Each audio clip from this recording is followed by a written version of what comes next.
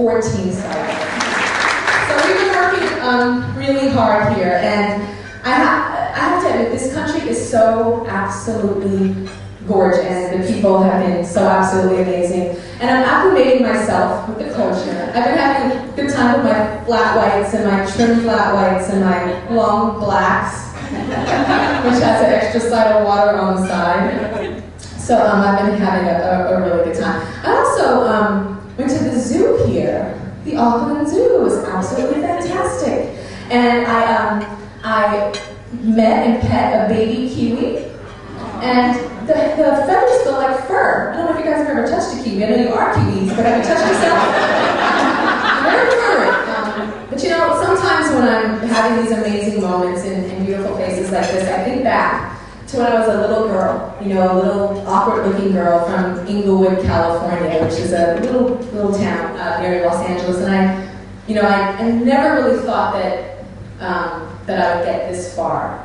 I created America's Next Top Model many years ago, and I had this idea. I remember, American Idol was very popular when I first started, and of course still is. And I remember watching that show, and I said, wow, I want to create something like that, but in the modeling world, but where you get to see them live and the whole process, because this has been a very interesting career that I've had, and I would love to be able to give this opportunity to other young girls, and also to be able to expand with beautiful Liz. So I found a very lovely man that I was introduced to by the name of Ken Mock, and we went to various different networks, and there was something that I was very clear on. It was something that was non-negotiable. To every single network head, I said that this is a show that is not about cookie cutter or stereotypical or beauty that's in a box. It is important for me to think outside of the box, outside of the beauty box. This is going to be a platform to expand the definition of beauty. So I told all of them, I must have models of different sizes. Every girl cannot be stick skinny. I must have plus size, or which is now called full figured in America, models. I must have models of different ethnicities, different hair colors, different facial features, so that if I was going to showcase, say, black beauty, I was going to have women with porcelain skin that happened to be black, and women that had ebony skin that happened to be black. If we were going to feature Asian beauty, I was going to have beautiful women with Korean descent, as well as beautiful women with Indian descent. A dark-skinned Indian woman that didn't feel beautiful because in her culture, that was considered not beautiful. And the network said, okay.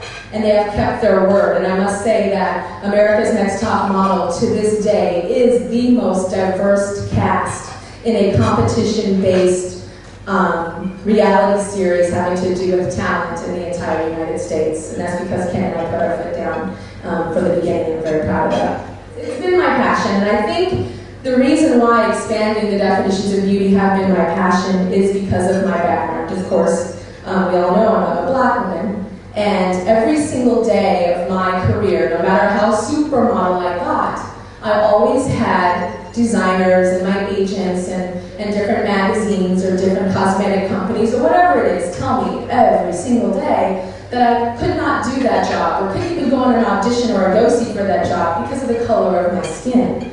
Now, I'm a person that when I hear no, I want to change that to a yes. So it made me strong, it gave me strength.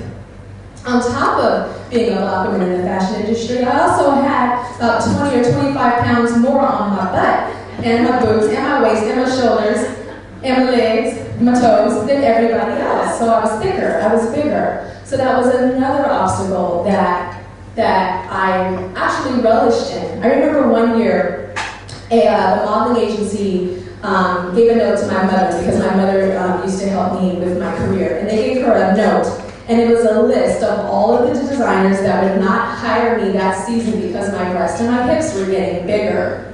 Now, the agency said, can you please give this to your daughter? And then here's a suggestion that we have on how she can, lose the weight. And my mom said, sure, give me the list. So my mom showed the list to me, and she went down all the list of all these the biggest Italian designer names you could think of that didn't want to hire me anymore. And then I went through the list, and I was kind of getting teared up a little bit, and she goes, and you know what we're going to do right now? We're going to go get pizza. That moment was such a defining moment for me. And I said, you know, I'm going to take control of myself. And I'm going to take this platform and be for a young woman what my mother was for me. And so when people see, a lot of the times you see America's Next Top Model, and you think, oh, it's about models. How can she be preaching about beauty and changing beauty when it's about models? Yes, it is about models. Yes, it is about taking a great picture, an edgy picture, an interesting picture. But that's the sugar. There's so much medicine inside of Top Model. And I'm telling her, you are gorgeous, you are fantastic. I believe that because my eye is attracted to interesting, odd, different beauty.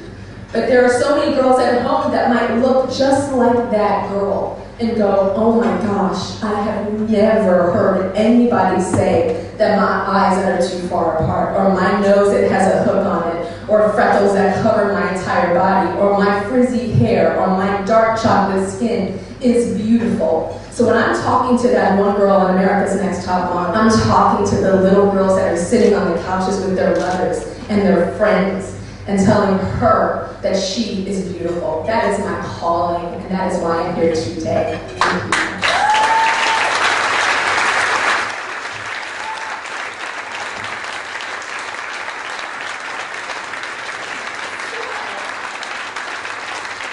you. We have so much power, and young girls need it. They need to see reflections of themselves in the media.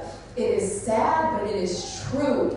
It is sad, but it is true that a girl's reflection and how she feels about her outer self really affects her self-esteem. Now, do I wish that wasn't true? Of course I wish that wasn't true. That is a truth that we are dealing with right now. And in this room, we have the power to make change. If you are involved in a magazine, if you're an editor of a magazine, start thinking outside of the box, because you have the power. Because when you say it's beautiful, when you cast that girl and put her on the cover of your magazine, or put her in a magazine's friend, or a top photographer says she's the new it thing because she's beautiful, the quirky girl that looks like her says, wow, this magazine says she's beautiful, I'm beautiful too. If you have a television show and you're a producer, you have the power to put women on that show. And I'm not talking about the quirky best friend that's awkward and funny looking and she's gonna make the jokes like this. I'm talking about the love interest. Everybody deserves to be loved. Put those women that are atypical beauties in the lead roles, in the romantic roles.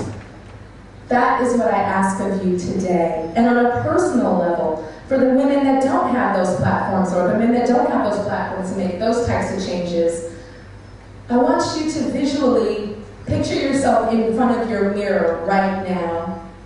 And imagine yourself naked. This is what I used to do on my tees on camp with my girls. Imagine yourself naked. And I want you to find one thing that the world says is not beautiful. And try to start to embrace that. And after a little bit of time, find something else and something else. And the last thing that I ask is, on a personal level, for people to seek out different women and to compliment them on the things that the world doesn't necessarily think are the most beautiful things. There's this, we talk about grassroots. To me, that's grassroots. And then we talk about the macro with the media. We need all of that to expand the definition of beautiful, and that's what bio means to me. I apologize for my emotion. I am my mother's daughter. My mama cries at everything like, Mama, why you gotta cry?